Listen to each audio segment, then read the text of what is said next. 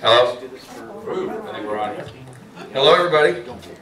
Happy New Year. Good morning. Boy, this is a sad day. We have more affiliates here than we have agents. Good Lord. It's not a great way to start the. Not a great way to start our. It's really loud, Brian. Is that too much or? Hello? Is that better? I think it's better. Kind of low? Oh, yeah. It's good. Yeah, it's nice. Anyway, good morning, everybody. Good morning. Happy New Year. How are we doing? Good. You want to, Anna or somebody, kill the lights in here a little bit so we can see the screen a little bit. Who's seen The Wolf of Wall Street? The Wolf of Wall Street? Am I the only one here seen it? No, I saw it. Oh my God. I want to see it. It's my new favorite movie. McDonald's is hiring. I love this movie. That's what I keep saying to the whole. Having said that, if you are offended by the F word, Yeah. naked women, drugs, quaaludes, cocaine, debauchery, you probably don't want to see this movie. I went and saw it with my wife. I think we did the exact opposite of what we wanted to do with the lights on. What do you need? Well, I'd like maybe those on and this one off. So, at any rate, I went and saw it with my wife, and I literally think, not that I was really paying attention, but you know, occasionally we're in a movie and it's either bad or offensive. This happened to me when I went and saw Ted. Who's seen Ted? Well, we were sitting right next to a family with a small, like a 6-year-old girl. And if you've seen Ted, you know that that's not a movie for a 6-year-old girl. They got up and left, and at least a dozen people got up and left when I saw this last weekend with my wife. But I love it, and the only reason I put it on the screen is, and again, some of you may go, or some of you have already seen it, may disagree with this. But the reason I put it up and I brought it up this morning is this is in part a sales movie. Okay, now a lot of the sales in it is questionable, shall we say. And at the end, the main character and half the people end up going to jail for probably poor sales tactics.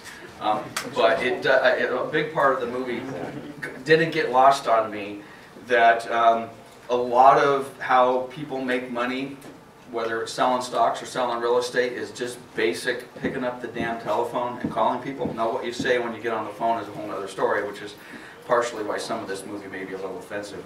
But at any rate, just pick up the phone, make some phone calls, and that's in theory why we have a bullpen, you know.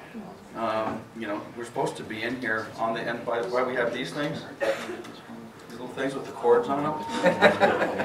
Really? So, at any rate, beware though, beware. Who saw it?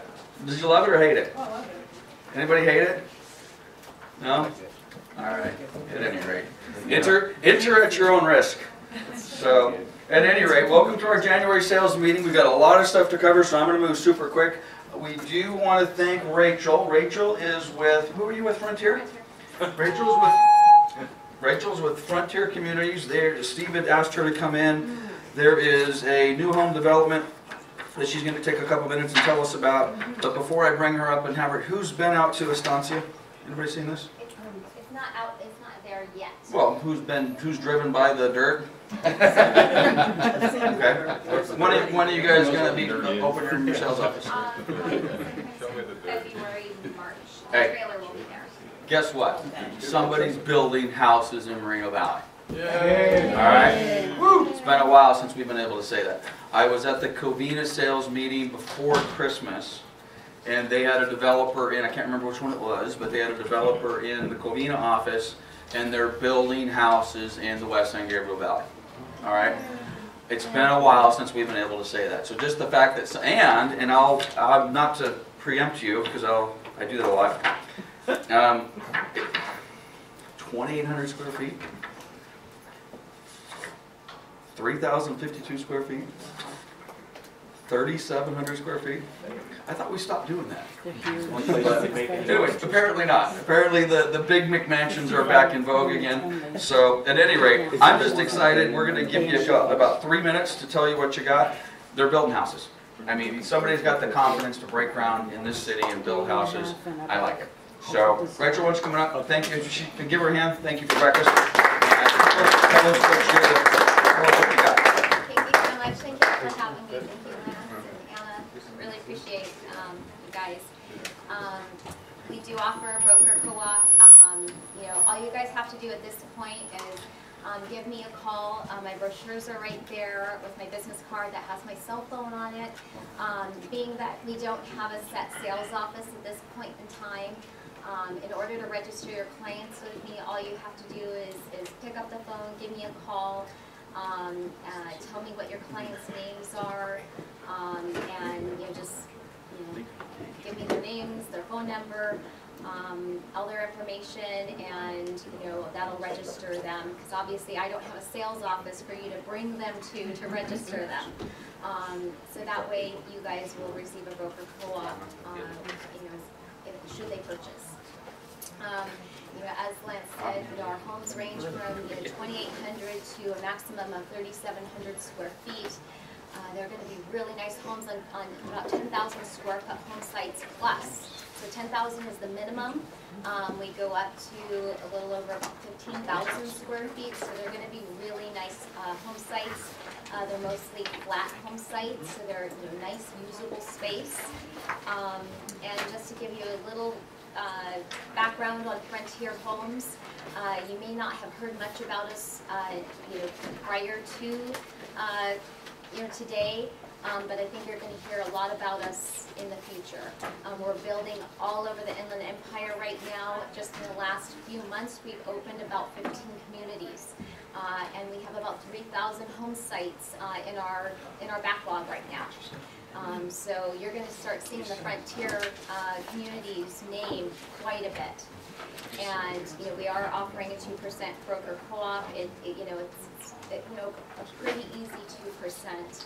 I know it's not the 3 that you guys would normally get, but it is just registering your clients with us, and you guys literally can walk away to the next client, because we will handle it from there.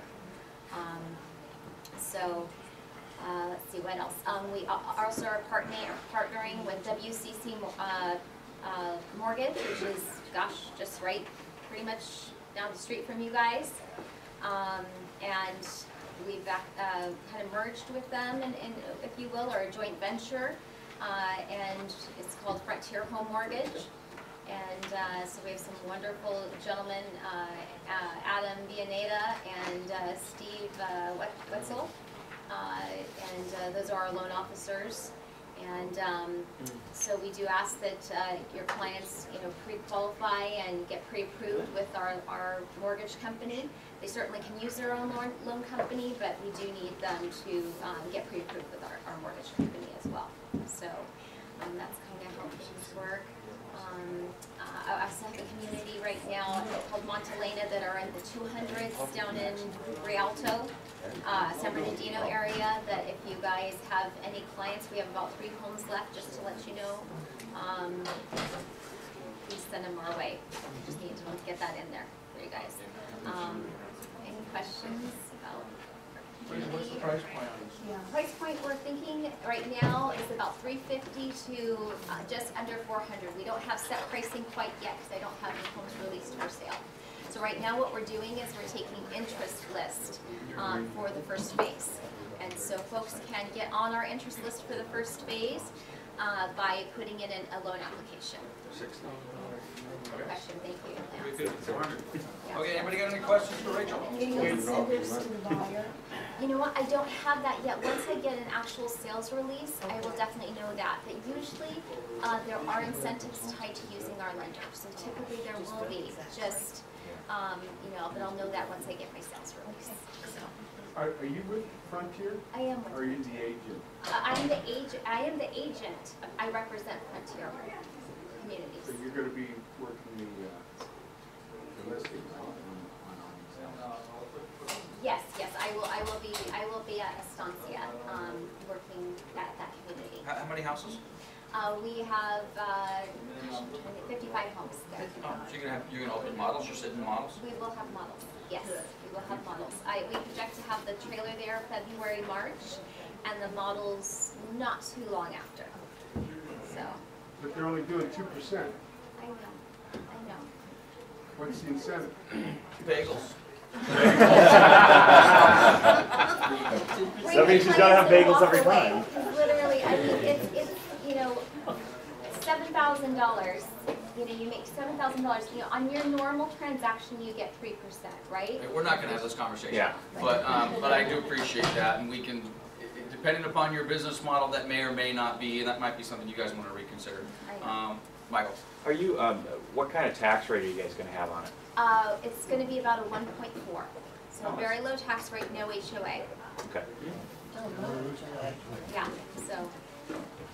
Okay, what else we got? All right, we got one. Are these available for investors? We do sell, right now, we're open to investment purchases. I can't say that that's, you know, gonna be forever. If we start seeing, you know, 20 investor purchases or too many, then we may close it to investors. We certainly don't want all investment purchases in our community. That's, you know, not something we would be open to. But right now, we're okay. What if we bought all of them? We bought all I know, Lance. All right, Rachel, thank you so for much. coming out. I appreciate it. We can have the commission conversation Yeah. maybe at a later time. I certainly will take your But feedback. I honestly, you guys know I don't really like people coming in and doing this sort of stuff, but Steve had set this up with Rachel. Thank you. And quite honestly, just the fact that somebody is building houses again, it has been a long time. I mean, I don't even know when the last new construction project was of any magnitude. 55 homes isn't huge, but it's a project. And again, they're building, they're building. So Well, they really don't have to co-op. I mean, look at the lack of inventory out Right. there. They can sell them all on their own. Well, that's always, and I don't know if that's where Bob was going. There's nothing more frustrating with these builders coming into our sales meeting when if the market takes a crap in the next 6 months and they end up with 20 houses left over, they're going to be coming in here saying, please help us, we'll give you 5% commission. But again, the fact that they're only offering 2, which I think is a problem with their model, and they're building, is a sign of confidence. They're like, hey, we're building, we're confident. Number 2, we don't have to give you 3. We can sell them without you, which gets to Mike's point. We had an inventory issue. So at any rate, I see that as good news, I suppose. If you're a brand new agent, I apologize. I didn't know I was going to be doing this meeting, and I don't even know. I was sick in December, so I missed that meeting. We kind of put this slide together that says either these are the agents we hired. I don't see any brand new faces in here, so hopefully I'm not embarrassing myself. So at any rate, we'll figure that out. By the way, if you're looking at that, those are the agents that we've kind of brought into the office just in the last couple of months, or last probably 6 months. I don't know who's met Cheryl yet, if anybody. Cheryl is the new Brad with Global Baker Mortgage. But yeah, 6 weeks Brad, and she's gone? huh? 6 weeks and she's gone? No, Brad actually was here for 4 months. Oh, that's right. Now, he might have been dismissed by all of you guys in 6 weeks, but he hung around for a few months after that. At any rate, Global Baker Mortgage and PHH in a continued effort to, is this on? And I know I don't need this, guys, but we use the mic because it helps with the video. I apologize. Let me put that back on. It helps with the video, audio. Video. At any rate, Cheryl is the new Brad. She's been hanging out here for a little while now. Hopefully, again, even though this will be the last time we compare you to Brad. But at any rate, she also came in and gave us something this morning. I think some string cheese and some yogurt. So for us healthy folks over there. But anyway, I asked Cheryl if she would come in and take a couple of minutes to talk about the new, and by the way, we've got JR from Wells Fargo here. I haven't seen him forever. If you guys don't know JR, there's JR and his sidekick to the right. I apologize if Lawrence Spears. Lawrence. If we've met before, I apologize. You got a promotion, dude. There you go, got promoted. Yeah, he's got the tie on though. So. I know. He gets the big bucks. And anyway, I've asked Cheryl to come in and take a couple minutes to talk about the QM. January 10th is a big day, I suppose. I mean, at least it's being advertised as a big day as it relates to the new Dodd-Frank rules that are kicking in. So, hey Steve, keep it down. That's one of our owners. So at any rate, she's going to take a couple minutes, got a little bit of a handout that basically says, hey, this is what it's all about. I've got a few comments, so I'll reserve mine until she's done. So do you have that handout, or did you already pass it out? Okay, so Cheryl, come on up, take a couple minutes, tell us what's going on here with the new QM on January 10th. Okay, I've been originating since 1998, and when I originated, we started out the way things are going back to now. The media hype is huge, but I think it's really over-exaggerated. I think most lenders have been following these guidelines for at least 4 years. I know I have, and I'm sure some of the larger banks have. I worked correspondent lender, and one of our investors, we had overlays, and the guidelines were where they're going to. I just say, don't let it scare you.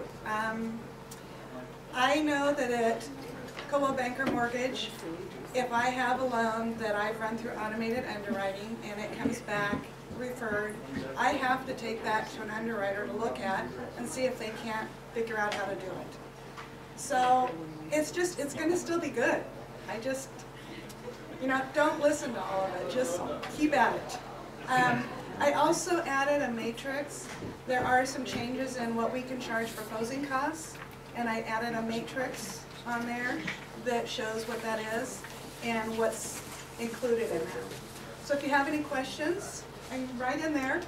The only time the door is shut is when I'm on the phone, but knock on the window and I'll let you know how long I'll be.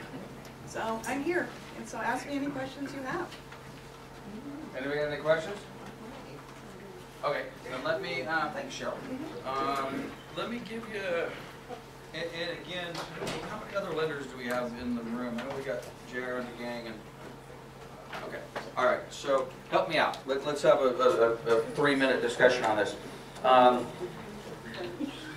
First of all, this is where I think we're at with these changes. And the bottom line is I don't know where we're at with these changes, other than partially what I hear is it's kind of business as usual, and if you're with a larger, which is really my warning to everybody, if you are currently in escrow or plan on opening an escrow in the next 3, 4, 5 months, because I think it's literally going to take some time to kind of figure out how this is going to impact you and your clients, I strongly suggest you use a large, reputable lender.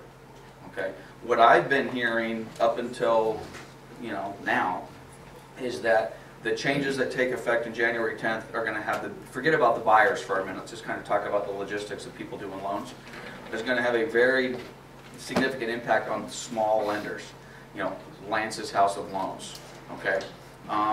And literally to the point where I was in a broker-owner meeting in Santa Barbara with 18 Coldwell Banker broker owners, and half of them had their own mortgage companies. And Lance's Loans. We don't have one, by the way. Our relationship with Coldwell Banker is really no different than our relationship with any other lender out there. They're independent. They call on the office. They earn your business. In other words, I don't own anything. I have no ownership interest in that. But let's suppose we did, and we had a small mortgage company here. What I'm being told by these small people is these changes, in effect, are going to put many of them out of business.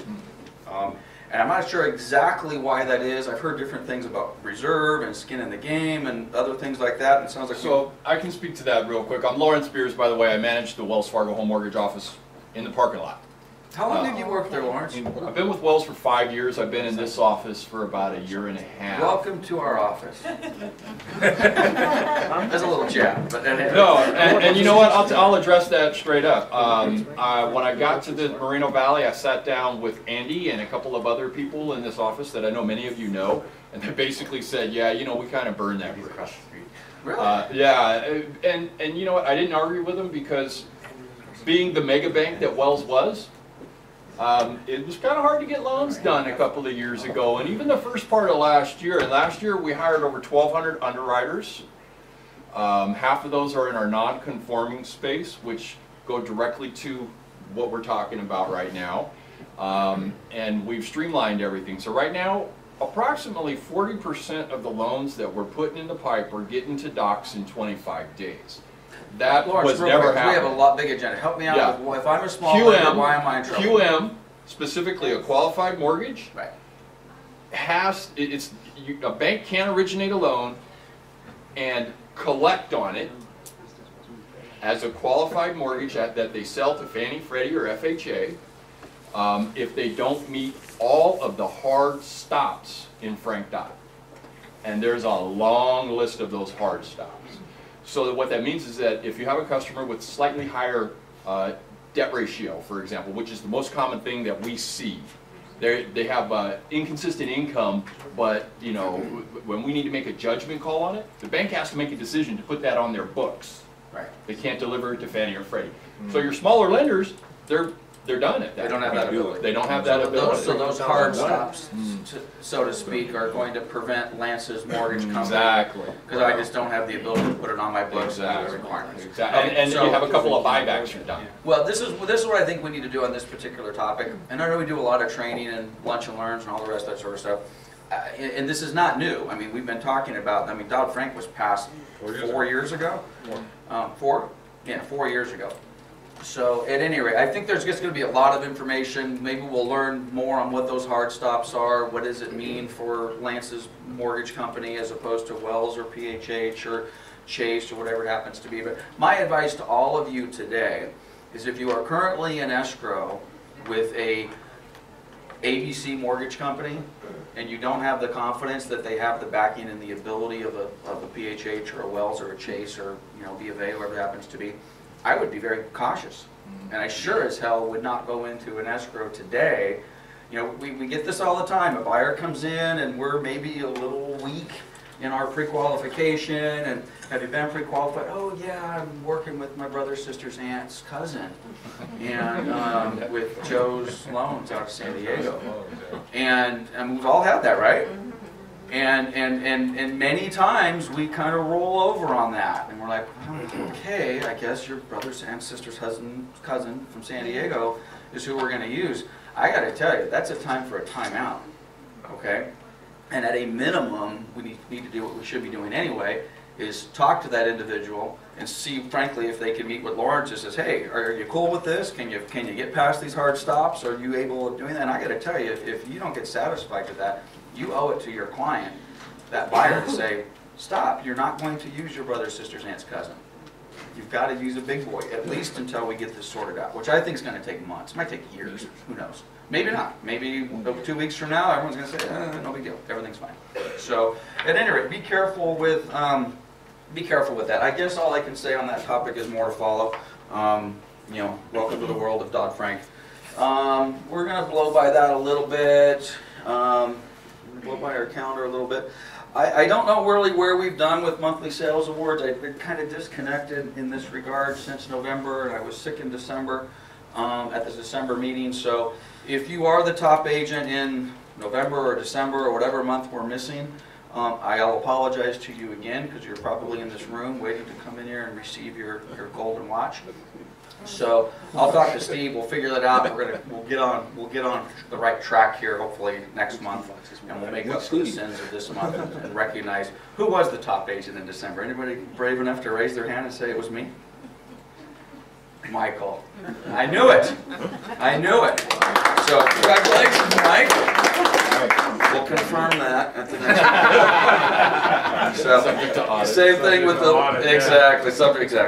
I don't think he meets the hard stop. The hard requirement on stops, that. yeah. Okay. You've seen my personal life, right? Exactly. Hard stops. All right, we're going to take a moment. For those of you that are saying, "Oh no, Lance is going to throw some charts on the thing here," you have Chris Leeper to thank for this, because I wasn't going to do it because I just don't like this sort of stuff. So, but Chris insisted that we throw some charts and graphs up. But no better time than to take a look at what happened last year than the first of next year. So this is CRMLS median price ending December. So you got 2 years worth of data. You've got all of 2012. We've got all of 2013. Basically, surprise, surprise, for the last 6-7 months of the year, prices were relatively flat. However, they did end on by the way, that's a 44% increase over 2 years, which I think we can all say, yeah, we felt that. Felt 44% increase. Let me make this a little bit bigger if I can. This is that chart expanded here a little bit. A little easier to see. Can you show us where to find that again? All of these charts are going to be, we're going to get there in a minute, all of these charts are on the portal. which most of you have never logged into before, and those of you that have logged in have said, okay, that was nice. I don't see a need to log in again. We're going to change that hopefully in the next, or this year, so you guys will actually see the value of doing that. But let's point some stuff out. This is medium price. This is where we ended. Well, actually, let's look at salt. This is what we want to take a look at. Medium price, what was listed. Medium price, which actually sold. This is the bar that goes with the green bars. Okay, so CRMLS ended at 360. Was a little bit less, was 360, but basically we ended a 2-year high at 360. We did pull back a little bit in November, so we were at 360 in October. We pulled back to 358, but we ended back at 360. So if there was a concern, oh my God, prices are softening. Okay, well, if you look at from here to here, I mean, in a normal market, we would have been happy with that. We would have said, ah, median price went up 1% in 5, 6 months, 1.5%. But we've been so accustomed to from a 250, to a 40. We can't do a 44% increase, guys, right? Can't we?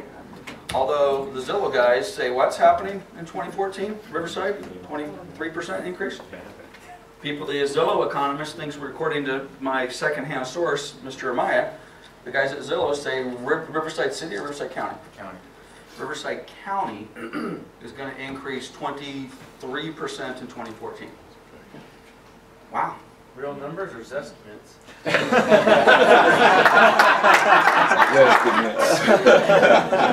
Well said. Well said. I guess that would be his estimate. So, but at any rate, from a price standpoint, we've ended the year on a high. I mean, we started, again, I know this is difficult to see, so to Janet's point, if you want this stuff, we'll get it on the portal. It'll be, I'll show you guys before the end of the meeting where you can find it. We're taking requests. This is all of CRMLS, okay? We'll put on Moreno Valley, we'll put on Riverside, but if you want to say, well, what did Rialto do? Let us know. We'll put Rialto's number on. Well, how about Banning? Just let us know. Or we can do, we've talked about, this is old hat for a lot of you guys, but if you want merged cities, well, can you tell me what did Moreno Valley and Paris do together? We can pull that up together. If you want a zip code, 92557, we can pull a zip code for you. I can't pull a pocket within a zip code. So if you're farming Sunnymead Ranch, for example, I can't give you Sunnymead Ranch without giving you everything in 92557. But like the most granular I can get is a zip code. But anyway, this is all of CRMLS. We started last 300,000. December of last year was 300,000. So by my calculations, that's 20%, right? 300 to 360. Is that right? 20%. Somebody? Where's my mathematician? Michael? Yeah. So 2013 showed a 20% appreciation in CRMLS year over year. And then again, if you want to go back to December of 2011, we were at 250 to 360, and that's that 44% number, whatever it happened to be. So there's your CRMLS numbers. The next one I wanted to show you, for those of you that have been watching this for a little while, you know I don't use the good news, bad news analogy. So forgive me, I'm going to use the good news, bad news analogy. Normally there is no good news or bad news, it's just news. It's kind of my little play on that. Let me show you the chart. Okay, this is the 2-year chart of supply and demand. Red is supply, down, down, down. We have an inventory problem, we have an inventory problem, we have an inventory problem. Well, we started to see inventory rise in February, March of last year.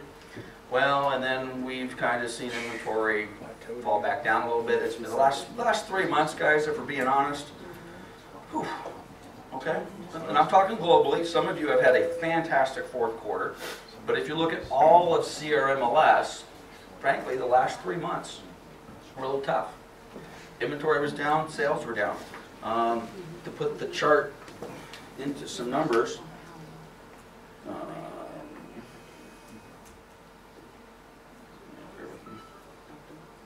still trying to figure out how to use my Mac.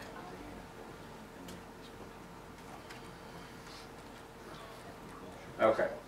Again, we're still talking CRMLS. Let's look at inventory. 2 years ago, there were 69,000 properties listed. A year ago, 40,000 properties listed. Last month, 40,000 properties listed. Inventory's basically been static. Now, we did go up. Over the summertime, 47, 50,000 properties listed.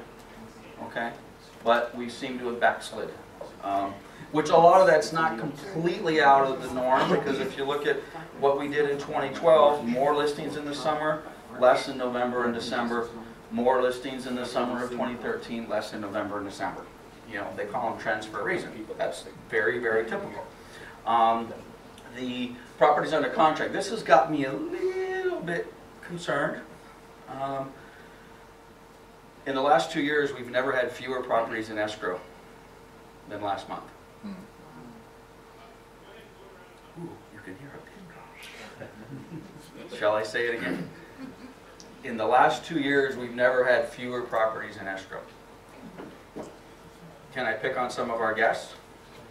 That's why you're seeing more mortgage companies coming in here, because the refi business is basically gone. And hey, when we make a living, let's go back to what was and still is the mortgage industry's bread and butter. Let's get back into the real estate offices and see what we can do. But we're all struggling, frankly, with less properties being sold. Some of that's an indication of the season. Not as many people are doing stuff in November and December. Some of it's just an indication of the cycle.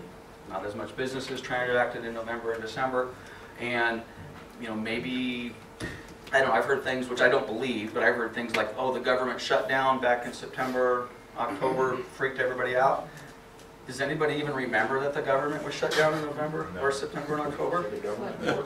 Forgot about it. Well, I think that's nonsense. I mean, maybe in September and October, for that period of time, there might have been a little bit of panic, but I think now, I mean, has anybody had a buyer or seller says, oh no, I wanted to wait because I was concerned about the government shutdown? Yes? Well, no, what I have is, I have a lot of people that I go door to door with. They tell me, well, I'd love to sell my house and move up. But where? Right. And if I sell my house and I can't find the house that I want, Yep. I'm stuck in an apartment. Yep. So I want to wait. Yep. I get you. Let me follow me on this little path here and tell me if you agree. If you think I'm nuts, please tell me. Okay. One of the reasons I think we have an inventory problem is the following. Okay.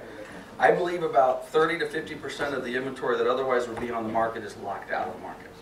Just locked out. And this is where I'm coming up with that number. You've got, and I could pull it up. It'd take me 2 minutes to find it. And it's not worth the time, but who knows how many millions of properties are still upside down and underwater? It's a big number. I think it's Big numbers. 3-ish, 4. Talking nationally. Anyway, there is a huge number of properties. 2, 3. It's somewhere like $1.5 trillion worth of It's balance. huge. Yes, huge. It's huge. Okay. I am going to, and again, this is just me. You've got, and we know it to be true in the city. If you take a look at the number of properties that are still upside down, granted, are by the way, we're going to do Moreno Valley here in a minute, so you can see the median price in Moreno Valley and what's going on. But there's still a huge percentage of properties that are still underwater in the United States, in the Inland Empire, in Sierra MLS, and in Moreno Valley.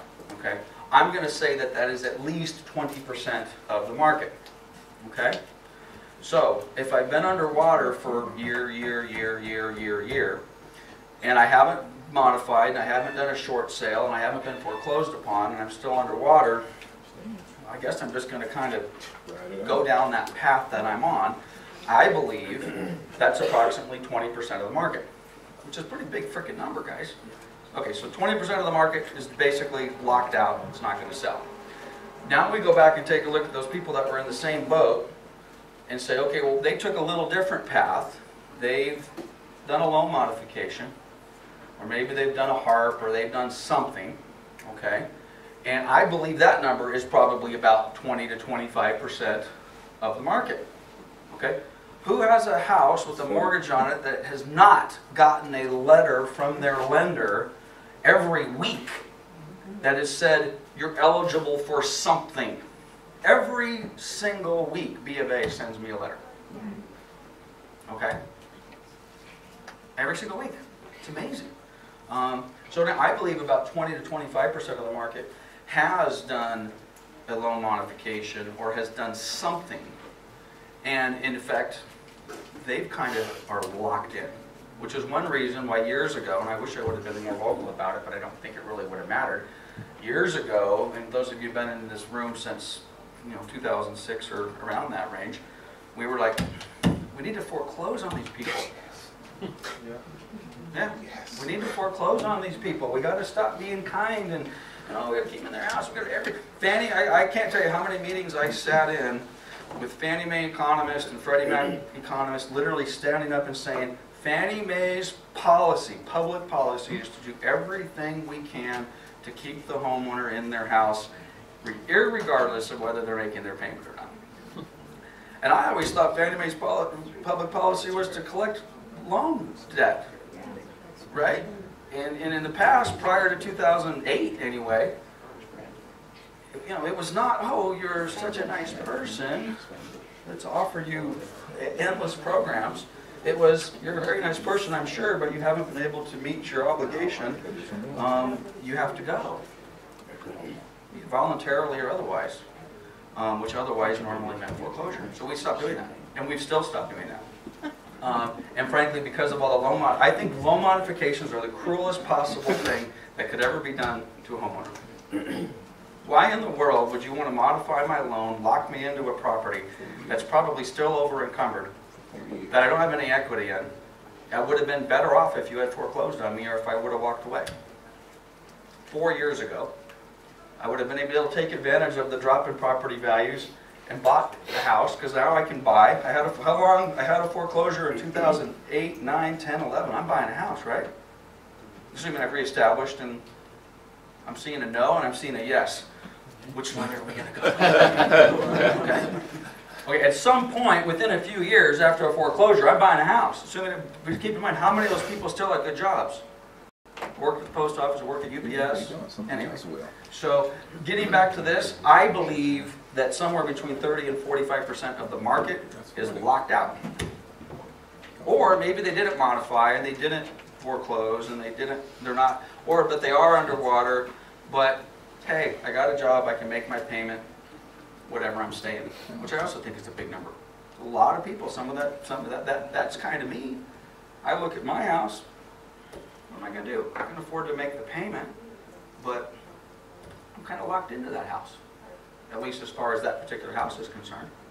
So, at any rate, so what do we got to do? We've got to, if this trend holds, quite honestly, by the way, good news is, and it's going to hold, January, February, March, April, May, June, July, at least for the next 6, 7 months, if history holds true, inventory is going to increase, sales are going to increase, sales as in pendings are going to increase, and closings are going to increase.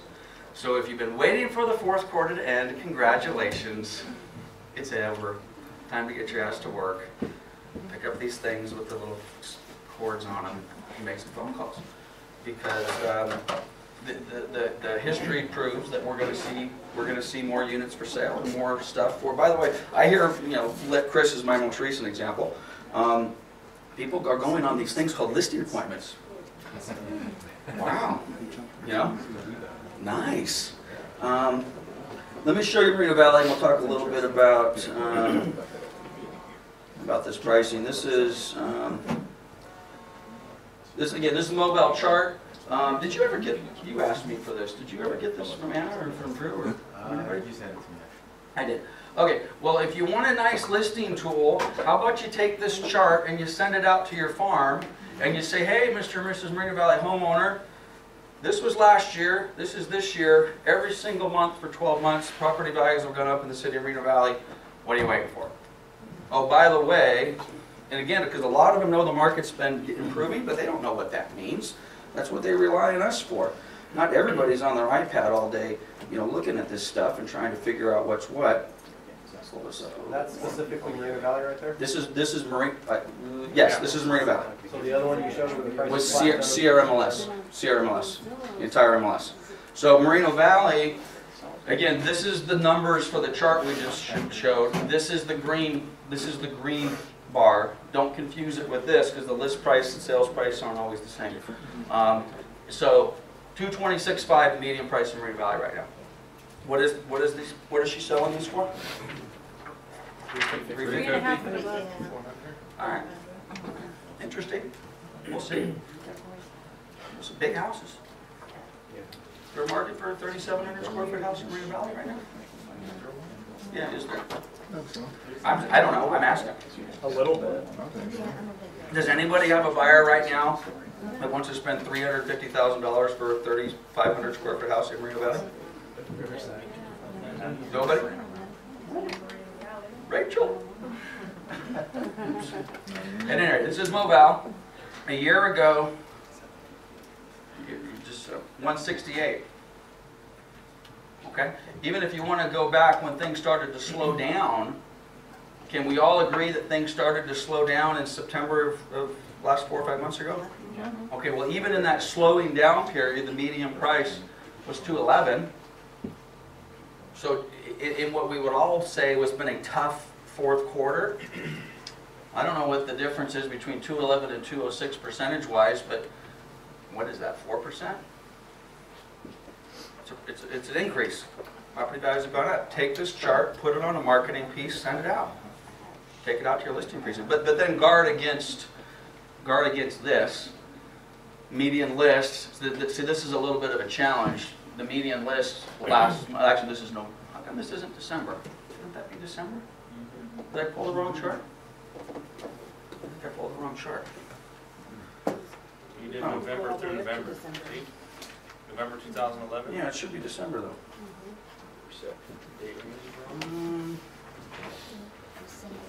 Oh, here, now I'm in the wrong. Moreno Valley. Oh, that was last month.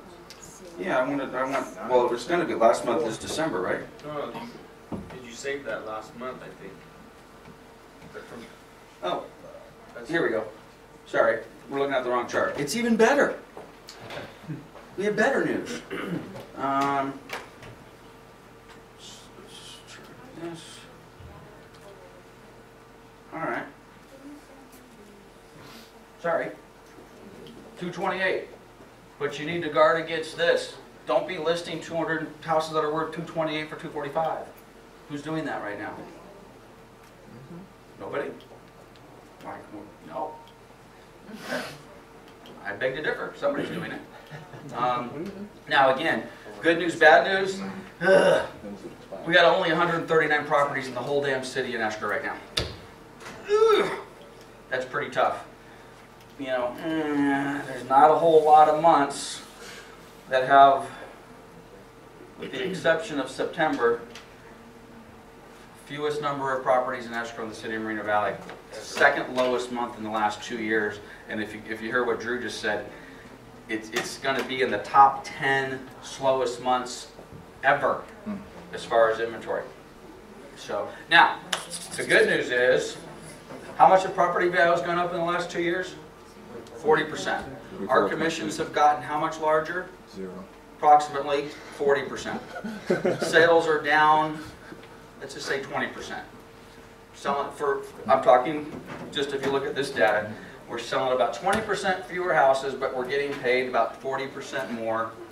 So in theory, unless you're out taking discount listings and working for free, in theory, everybody in this room, assuming you fall into this chart somewhere, should have made more money in 2013 than you made in 2012. Some of you, a lot more money. Which really has nothing to do with this, because you're picking up the phones and sending out this sort of crap, which works.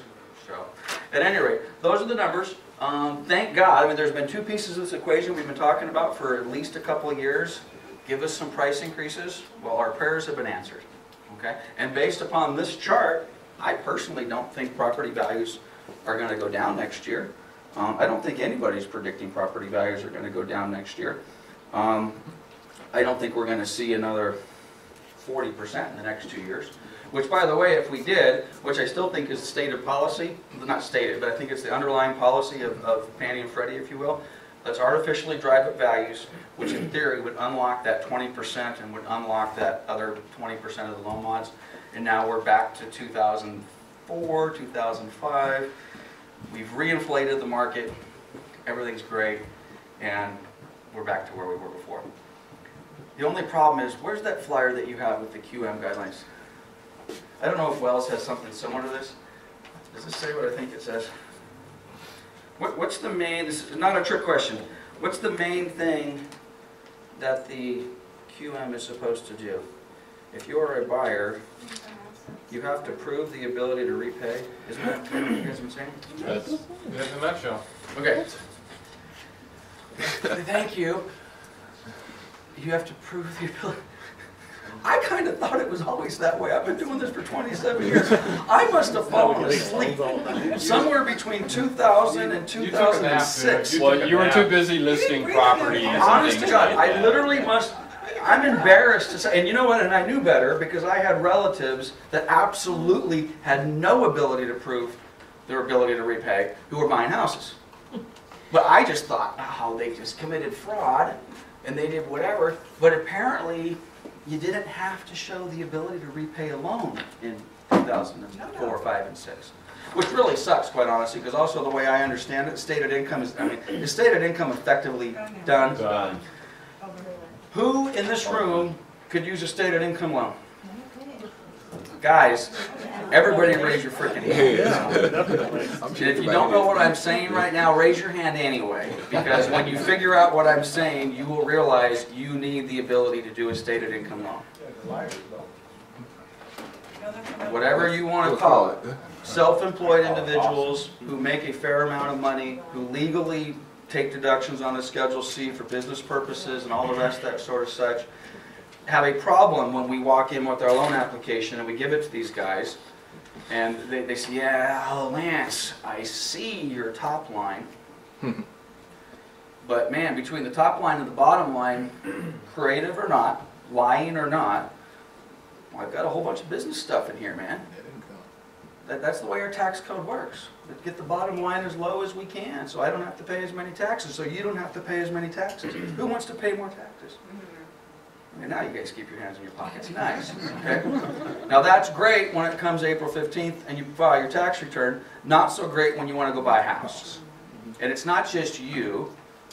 You guys are going to run across a client who owns their own business, is self-employed in one form or another, makes good cash, but on paper they are poor. That's what stated income is all about, right? Well, it's done. I'm not happy about it. On paper, I'm poor. You know, so anyway, that's very, very unfortunate. So anyway, you gotta. What do we have to do? We have to prove our ability to repay. Shocking, shocking. So anyway, I don't know where I was going with that, but these numbers are good. These numbers are good. Oh, one thing. This is what I wanted to say. The Zestimate, Zillow thinks values are going to go up 20+% in Riverside County.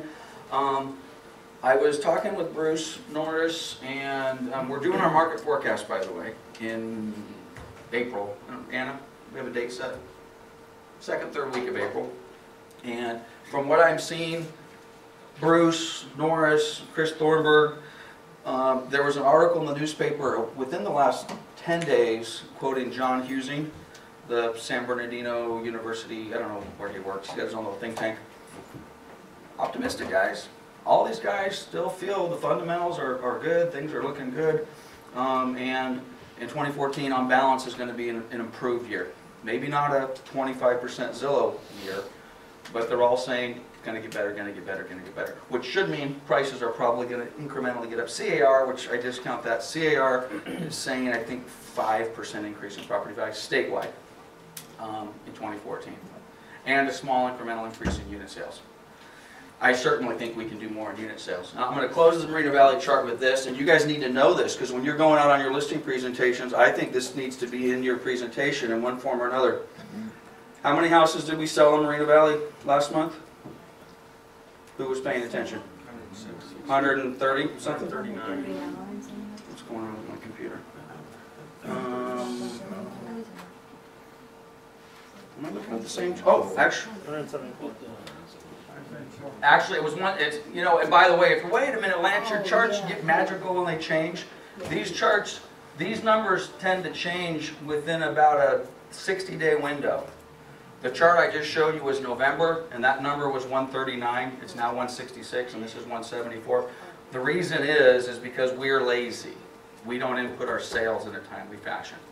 Or we auto sell something. Well, that 139 was the under contract number. Oh, the under contract. Ah, same number. Okay. This was sold. This was under contract.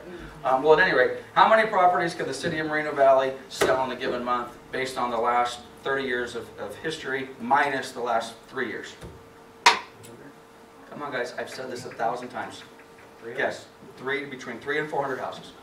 If you go back and you have this data, which you need to have in your listing presentation, and I'm not saying you have to spend 2 hours on it, but at some point you need to be able to sit down in front of your seller and say, Mr. and Mrs. Seller, up until 2008, the city of Moreno Valley sold, closed escrow, between 300 and 400 houses per month, every month, for as long as I've been in the business. We've been selling a little bit less than that. This is, and I said this last January, and I'm going to say it again this January. Can we sell twice as many houses in the city of Moreno Valley? Double? Based upon what I just told you, the answer is yes. Now again, if 30 to 40% of our inventory is locked up and can't be sold, that's a problem, but prices are helping with that. This city is capable of selling 350, 400 houses a month. It's done it forever, up until the last 4 years, 4 or 5 years. So I expect these numbers to rise. God, they better rise, because the only thing we got that's propping us up right now is the price. Thank God. Thank God prices are up. Okay, anybody got any questions on this stuff? No? Okay, if you do want some more specific city data, please let me know. Otherwise, we'll make sure we get all this stuff posted to, sorry. We'll get all this stuff posted to Wolf Connect, and we'll go from there. Apologize, I pushed the wrong button.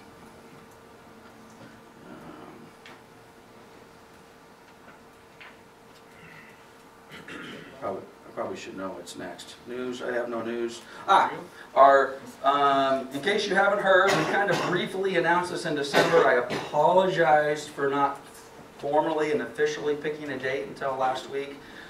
It's amazing how quickly December 10th to January 10th went. I lost the whole month. At any rate, we are going back to Newport Beach on January 25th. That is a Saturday. We're going to do a dinner cruise. Boats leaving the dock around 4. It'll be back about 8. We're going to do our little awards and recognition. Apologize, I didn't spell check that. We're going to do our little awards and recognition party. Who's going? All right, I'll take that. All right. It's free. You can bring your spouse. Depending upon how many participants we have, I may send out an email 10 days from now that says, okay, you said you aren't going, therefore I now have a space for 50 more people, so I may let you bring your mom or your dad or your sister or your kid or whatever happens to be. But right now, we've got room for about 250. I think we've never had more than 200-ish, which is disappointing because we have 200 agents. We should have 400 people there, but actually with staff and everybody else, we should have 500 people there. But it's a pretty cool event. I'm doing this because I was asked to do this. Apparently this is better than March Air Force Base or the library. So please show up. Nothing frustrates me more than putting something. This is nice, by the way. Who's Ben? Is it a good time? Oh, yeah. All right. Steven doesn't remember? Just like anyway, it's going to be fun. We'll talk more about it, but it's in 2.5 weeks. It's 2 Saturdays from this Saturday. So January 25th, Newport Beach, Saturday, 4 to 8 o'clock. This is a football boat. games that weekend either. Right. It's the weekend before Believe Super me. Bowl. Thinking about that. That's good. Smart. This is a boat party. That's not my football game. When the boat leaves the dock, it's difficult for you to participate in the party if you're not on the boat. Okay? It's a little wet. This is also a boat party. Unfortunately, this is some of the downside to this. Once you're on the boat, you're on the boat. This is not one of those, hey, I can stop in for an hour and take off. Okay? So, number one, please show up on time. Every single year we leave between 5 and 15 people at the dock. Because I just, and this is a sunset cruise. I don't want to miss sunset. The sun will actually be out. In years past, it's been dark. We looked at the Christmas lights, but to be honest with you, it was dark and everyone just drank. So now the light will be out. We can maybe enjoy the sunset a little bit. So it should be a good time. I'm looking forward to it, and it's free. Also, if you want to invite some affiliates, if you got your favorite mortgage or lender or escrow or title or whatever it happens to be, you don't have to ask permission. Just invite them. All I ask is that you tell me who you invited. Okay? So I don't have a problem with that. And if you think, hey, I want to bring 3 people in, then just tell me. Tell Lana, says, hey, it's Lance plus 3 or whatever it happens to be, and then we'll do our head count. Okay, real quick on Sky Slope. I apologize. I'm going to run a little bit past 10 o'clock. Can everybody see that? New policy with Sky Slope. Let me just set this up, and then I'll tell you why we're doing what we're doing. Sky Slope, I depend upon Sky Slope, guys. I honestly thought that you guys would depend upon Sky Slope, and it took me 14 months to realize that many of you don't. You just don't. You just don't use it. Okay. I'll give you one example. I kind of checked out business-wise and mentally out of the office the day before Christmas, and I kind of came back mentally and otherwise on Monday. So I was out for about 2 weeks. Okay. When I left on the 24th, I looked at a report and I said, oh crap, this is going to be a really bad 2 weeks. We have no business, nothing's closing, and my year was over. Okay? And I check in every day and I realize, oh wow, close an escrow, we close an escrow, we close an escrow, we close an escrow, we close an escrow. Well, guess what? Between the 24th and January 3rd, we had a fantastic 2 weeks of closings. It was fantastic. It was probably one of the best 2 weeks of the entire year. But I didn't know it because nobody's reporting their sales. Nobody's using Sky Slope. And I don't want to say nobody, but half of you are not using Sky Slope. So this is what we're going to do. First of all, if you are using Sky Slope and you love Sky Slope and you want to continue doing what you've been doing, just close your ears. You don't even have to listen to this. Business as usual, no change. Okay? For what appears to be most of you, we're going to tweak the policy. And the policy is going to be simple. We're going to do Sky Slope for you, and we're going to charge you $60. And honestly, I think we should charge you $150, but we're going to charge you $60. So this is what will have to happen. Now again, if you currently use Sky Slope and you like it, then do your business. Or if you have your own transaction coordinator or your own assistant or whatever, go about your business. Okay? Otherwise, you take a listing on a Saturday, you're going to come in, there's going to be a box somewhere, maybe it's going to be in Steve's office, maybe it's in Anna's office, I don't know, and you're going to say, there's my listing agreement. You write an offer on a Tuesday, you're going to come in and your physical piece of paper, there's my contract. Here's my Avid, here's my transfer disclosure, here's my lead-based paint.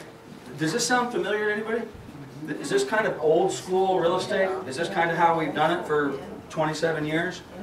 Well, because we seem to be slowly adapting to the technology, this is again another analogy I've been using. I have become completely dependent on texting. Who is dependent upon texting? What are the rest of you doing? Are we in the same business? I think it's a thing with the curly line on it. I could not conduct business today without text messaging. 5 years ago, for me, and I know text messaging has been probably around longer than that, but 5 years ago for me, when I first started to get text, I'm like, bullshit, I'm not playing this game. Right? You can call me, I'll call you, send me an email, I'll email you, and I resisted text messaging for, sorry, I can't stand by the speakers, for at least a year. And then I realized, number one, this is actually pretty cool. I actually like it. And this is how business is getting done. I tell you that because I kind of hope that that's what happens with Sky Slope. Electronic transaction management isn't really new, but for whatever reason, some of us are having a difficult time embracing it. Bottom line is this. Who's been in the business long enough to remember when you filled out a listing agreement or a contract or a disclosure, you had to give it to your manager within 72 hours? Okay?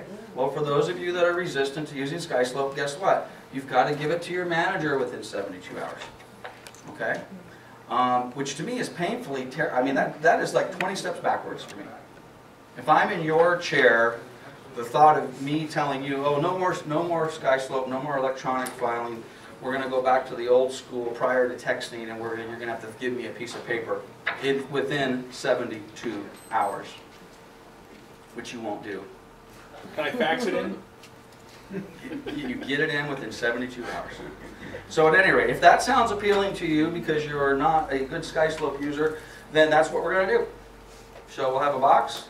You're going to give it to your manager. And every time I come over here, it sounds like I'm echoing. We're going to charge you $60 to close the escrow. Sorry. If you want to save $60, then do it yourself, which you should be doing. All right. Now we still have another problem. If you sell a house today and you do not turn in any paperwork in SkySlope or in the manager's box within 72 hours, I have a problem. Which is the same problem I currently have. Now it's just, instead of an electronic problem, now I have a courier pigeon problem. Okay? The the number two violation for brokers with the Department of Real Estate, Bureau of Real Estate, number one is trust fund mishandling. Please handle your trust funds properly. Number two, failure to supervise. Okay? Guys, we're overdue for an audit. We're absolutely overdue for an audit. We haven't been audited in 8-9 years. We're due. Failure to supervise. It's my broker's license. You're all independent contractors, but you're working under my broker's license. Gotta help me out. I mean, literally, 911. Please help me out. Okay, so what do you guys think about that? Who's going to give me paper files and put them, or paper contracts and put them in Steve's desk? Who's going to do that? One of you. Fine. I got no problem with that. I think the number's going to be a lot bigger than one. Okay? And for those of you that do love SkySlope and use SkySlope, because I know that does apply to a few of you, loading stuff into SkySlope the day before close of escrow is unacceptable. 72 hours, guys. You've got to get it into SkySlope. 72 hours. It's a compliance thing. Okay, I can tell you guys are completely overwhelmed with that. So it's a problem for me, guys. All I can tell you. Okay, we're going to hear a lot more about Wolf Connect. I'm not going to go into it now, but for those, we've got some of the bugs worked out. I think we got the financial thing squared away. If you want, is it working? Yeah. You're happy with it? I know that I point to Steven because we've had a lot of discussions on this. Who would like to know how many escrows they closed last year, how much money they made last year, how much they paid in E&O last year, and get ready to go see their tax person in the next month or two? Go to Broker Wolf, log in. Who does not have a username and password? Okay, one of you. I'm asking that question because no one wants to raise their hand. So we only got 2 people that raise their hand, so everybody else must have it. And if you don't have a username and password, ask Ingrid or ask Anna, and we'll get your username and password. You go on here, you click on a button, and it says, these are all the transactions that I did last year. Is it accurate now? I remember you were saying. Well, that's what we've been, from what I understand, it's now. The income is, but not the transaction. Pardon me? The income is, but not the transaction. What Steven said is the income is correct, because we had 2 different systems that kind of blended. Apparently the actual transactions are, in other words, you might have closed 22 deals and the system may only say 18, but the income for all 22 deals is in the number. You're also going to be getting, is Sarah here today? Mm-hmm. You're going to be getting an email from Sarah, hopefully within the next 4 or 5 days. You can do this on your own if you log into Broker Wolf, but you're going to get an email from Sarah and it's going to say, based upon our information, you made $115,000 last year. Is this correct? And we're going to give you a week to tell us yes or no, and after that week, then we're going to send you a 1099 for $115,000, or whatever number we happen to end up with. So, and did we put the Christmas awards thing on Broker Wolf yet? Okay. For those of you, there's at least half of you that raised your hand that says yes, I want to go to the awards thing on this January 25th. I want you to log into Wolf Connect. There's going to be a little thing there that says, do you want to go to the awards thing? And you're going to click yes, and then I think it'll say who's coming. Yes, and it's me and my wife, it's me and my boyfriend, it's me and whatever it happens to be. So, anybody got any questions on that? Seeing none? Escrow, Summer's doing great. Hey, Summer. Is she here? Yeah. Property management's doing fine. Anybody got anything they want to talk about? She does. None? Okay, I think Uh-oh. there's one other Lynn thing. and Janet. I have, Oh, Janet, I'm not Janet, I'm saving the best for last. This is Ro- on fire, so. Well, I got something else for you. License renewal, you're also going to be, I think Ingrid's going to be helping us out with this. You're going to be getting little reminders from us, hey, your license is going to expire. Who's got their license expiring in the next, yeah, me too.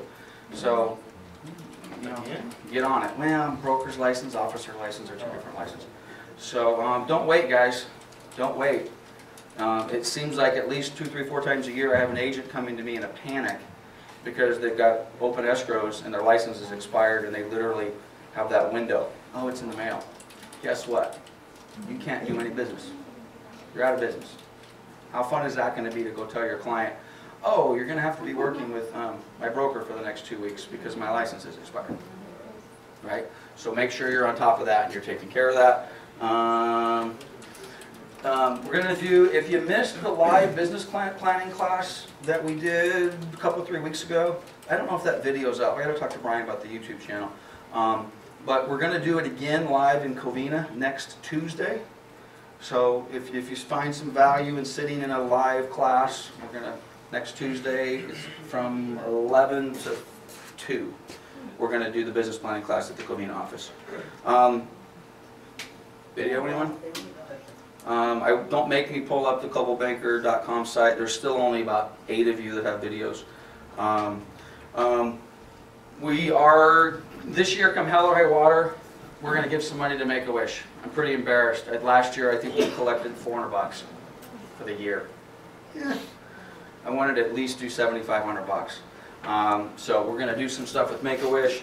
We're also, if you haven't seen, we're partnering up, if you will, and trying to support the Wounded Warrior thing. Who went to that event that Ingrid put on?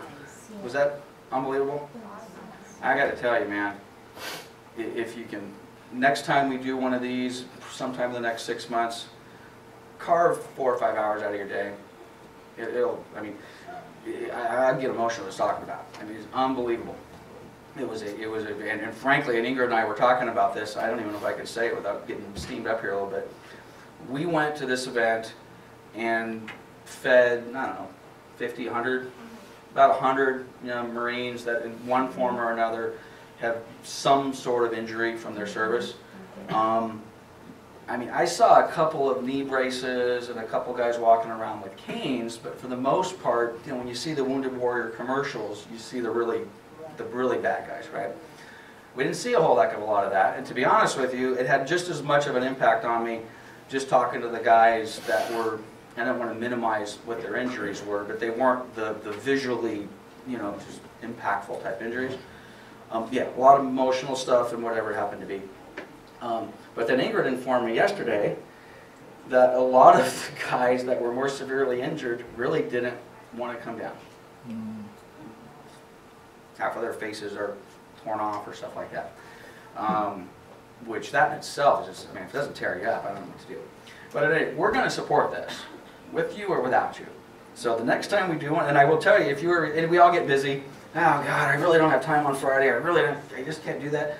I believe it or not, that Friday or the Thursday we did it, I woke up and I felt the exact same way. I'm like, I really do not have the time to go do this today. I'm busy. I gotta tell you, I cannot wait to go do the next one. I don't care what I have on my plate, I'm moving it. Important stuff. So, at any rate, we're going to support these charities this year, come hell or high water. Okay, I am done with one exception. Janet has a listing she wants to pitch, but before she pitches that, my relationship with Janet is changing. For most of you know, Janet's been my TC, which is not, I hate that word because it kind of minimizes what Janet's done and our team. But as most of you know, that business model for me really isn't there anymore. I mean, actually we got a Fannie Mae yesterday, but at any rate, we don't have nearly the volume to support the staff that we had before. Janet was one of those staff members, unfortunately, that fell victim to a change in my business model, so basically I fired her. All right?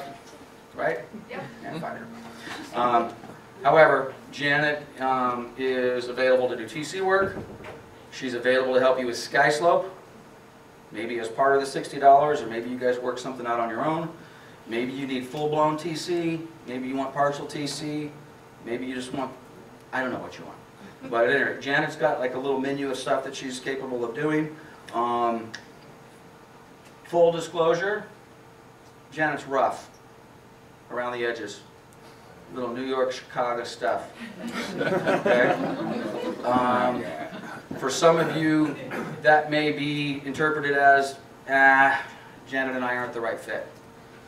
All I can tell you is, I've been doing this a long time. You want to get your shit done, she's going to do it. I'll try to be nice. She won't be nice. She can't be nice. She will not be nice. Okay? She's mean. She's mean and nasty and rough around the edges. You want to get your files done, give her a shot. Okay? And we're gonna see if we can get her some TC business within all 5 offices. So she's gonna be around, except our relationship is changing here just a little bit. So, I am done. You got something you wanted to pitch, and we'll take a couple minutes and see if we got any hows or wants, and then we'll get the heck out of here.